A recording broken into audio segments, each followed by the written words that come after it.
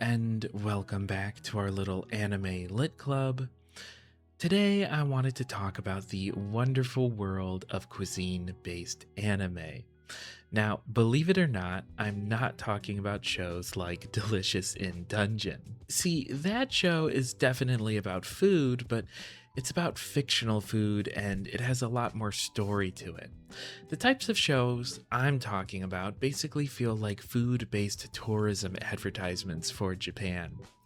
In this genre, the characters basically will just go around Japan eating different foods, and while they eat the food, they'll explain the history of the food, give instructions on how to eat it, describe what it tastes like, and provide additional information like which regions specialize in it, etc. It's kind of a strange genre because it's almost like some of the food-based shows we have in America, like Guy Fieri's Diners, Drive-Ins, and Dives, except it takes place in a fictional setting with fictional characters eating the food at oftentimes fictional restaurants, and they also have fictional plots surrounding their journey to get the food. Honestly, I don't really think I would have thought of the Guy Fieri comparison if I wasn't writing all my notes down and taking time to really think of the comparison, because these shows really don't feel like American Food Network shows, but at the same time, they do technically have a similar DNA in a way. Anyway, today I wanted to take some time to talk about 3 of these cuisine-based anime that I've recently watched, so let's get right into that. The first anime we are going to discuss today is Glass of God. Now, this is an interesting one because I watched the 2024 reboot, but the original is actually from 2006. So, this show is about a bartender named Ryu Sasakura.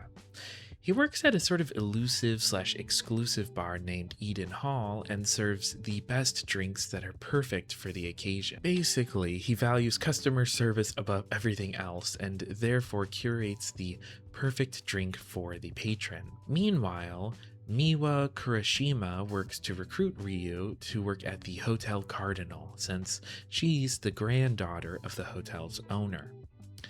Beyond that, there isn't that much of a consistent story. Instead, each episode highlights a different type of cocktail or drink and shows mini episodic plot lines and how the cocktail can improve or fix the situation. It's a very vibey show, and the animation makes the actual act of bartending look really satisfying and aesthetic. It's not the kind of show where you'll remember the characters forever, but they are detailed enough that you will connect with them. I do particularly remember the story of Kelvin Chen. He struggles with balancing his love for bartending and his family-based obligations as the heir to a hotel. He kind of has a tragic story, and it's sort of shocking in a way that it's so realistic. It doesn't really feel like a fiction story since it doesn't really follow any of the conventions of a fictional story.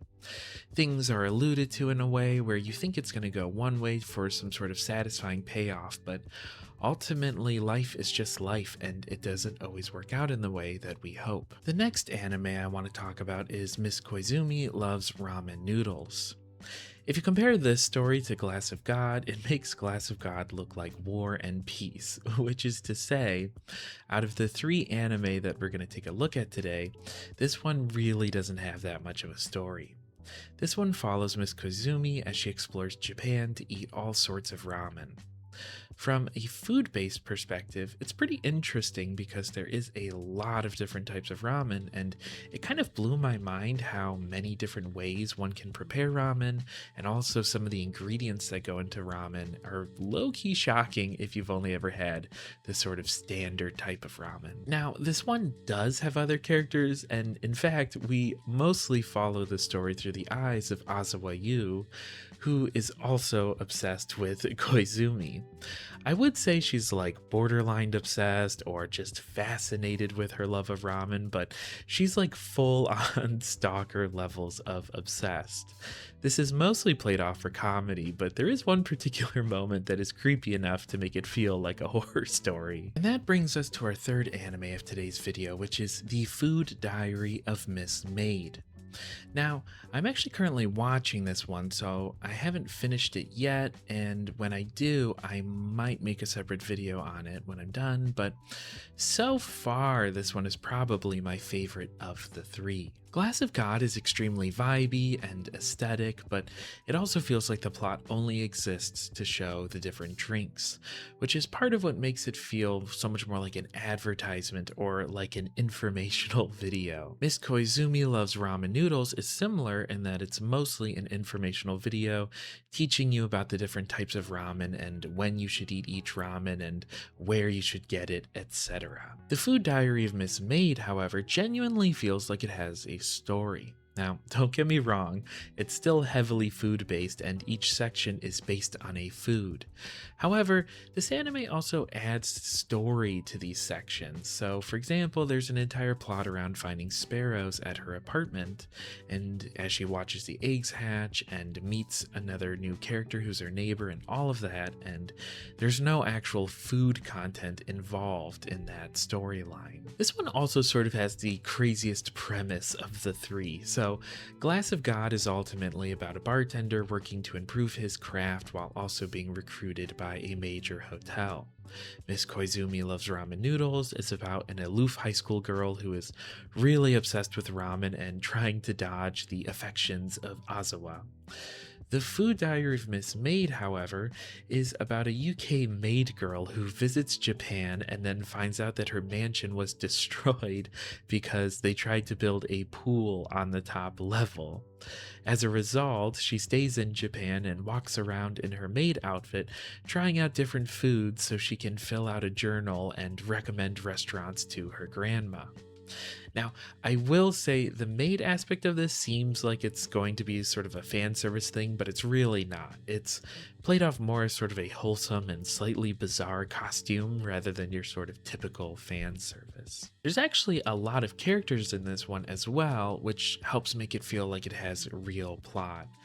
For example, I feel like there's more to the story surrounding the destruction of the mansion, but we'll have to save that for a future video. So yeah, that about covers my discussion on our three anime. In conclusion, these cuisine-based anime are sort of a fascinating case study, at least to me. They aren't really my favorite anime since they prioritize food over story, but they're fun to watch in the same way that the Food Network is fun to watch. If you have any interest in Japanese food, I would highly recommend checking these out. Furthermore, I would also recommend these videos to anyone planning a trip to Japan since they give some instructions on how to eat food and what to expect, and can also serve as sort of a good reference point for when you're trying to figure out what to eat. The Food Diary of Miss Maid seems like that would be especially helpful for a future tourist. But with that being said, I'm going to wrap things up for today's video. If you enjoyed today's video, please consider subscribing to the channel. It helps a lot to sort of grow our community. Also, I'd love to hear your thoughts in the comments. Have you seen these three anime? How would you rank them? And do you have any recommendations for similar shows? Please let me know. But yeah, with that being said, I'm going to wrap things up, so take care and I will see you in the next one.